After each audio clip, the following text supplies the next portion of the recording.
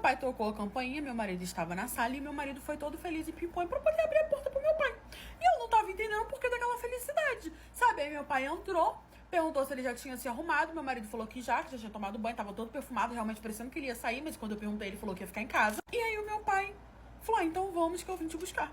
Aí eu já rodei a baiana e falei: ô, querido, tudo bom? O que tá acontecendo aqui? Como assim você veio buscar o meu marido pra quê? O que tá acontecendo? Eu achei que eles iam inventar uma história, falando que ia levar meu marido pra poder dar um rolê, pra poder distrair a mente, que ele tava muito estressado, que não sei o quê. Só que eu fico pensando a seguinte questão. Eu sou a mãe, eu parei a criança, eu carreguei 9 meses, eu sinto dor, eu fiz isso, eu fiz aquilo, eu também acordava, eu ficava amamentando, o peito vazando, isso, aquilo. Mas era o alecrim dourado que nasceu no campo sem ser semeado, que tava estressado, porque não tava afogando o ganso. Sendo que eu também não estava. Então, a mesma sede que dá no boi, dá na vaca. E aí eu perguntei, né, pra onde eles iriam, achando que eles iriam inventar uma desculpa. E meu pai foi curto e grosso. Ele falou: olha, eu estou levando o seu marido, né, num bordel que tem aqui do lado, já que você não tá podendo fazer o seu papel de mulher. Ele tá estressado, ele não tá conseguindo trabalhar, ele é o provedor dessa família. Então ele precisa dar uma aliviada. E como você não tá querendo ceder porque não tem nada de errado com as suas partes, eu estou levando ele pra poder dar uma aliviada com outra mulher. Na cara que ele mesmo fez. Ele falou isso na cara que ele mesmo fez. Eu só olhei pra cara dele e falei: como é que é? E ele falou: é porque a sua mãe, na época, todas as vezes que ela paria, ela cedia. E olha que a sua mãe só teve um parto cesáreo, o resto foi tudo normal. Mesmo prejudicada, ela namorava comigo. Naquele momento eu já fiquei com pena da minha mãe, né, por ela ter aceitado esse tipo de situação. E aí eu falei que eu não era minha mãe, que isso era um absurdo, que ele era o meu pai, que ele tinha que pensar na minha saúde, né, na minha saúde mental, na minha saúde física, em como eu estaria, e não no macho que não consegue segurar o pinto por 40 dias.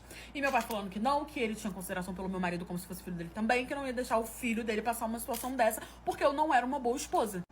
Gente, olha, eu de resguardo, irmã, me subiu um santo. Você não tem noção, não, o tanto que eu rodei a minha baiana dentro daquela casa. Eu falei que se ele saísse daquela porta pra fora, ele não precisava voltar. Que ele não era mais o meu marido, que isso era um absurdo. Que ele que quis ter filho, que eu nem queria ter filho.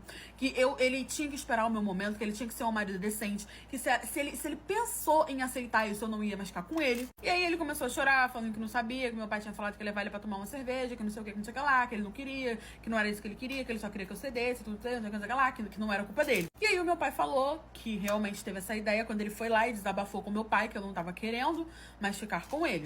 Virou aquela confusão, botei meu pai pra fora, mandei uma mensagem contando pra minha mãe tudo que tinha acontecido. A minha mãe ficou revoltada e foi dormir na minha casa. Acreditei no meu marido porque ele falou que realmente ele não sabia.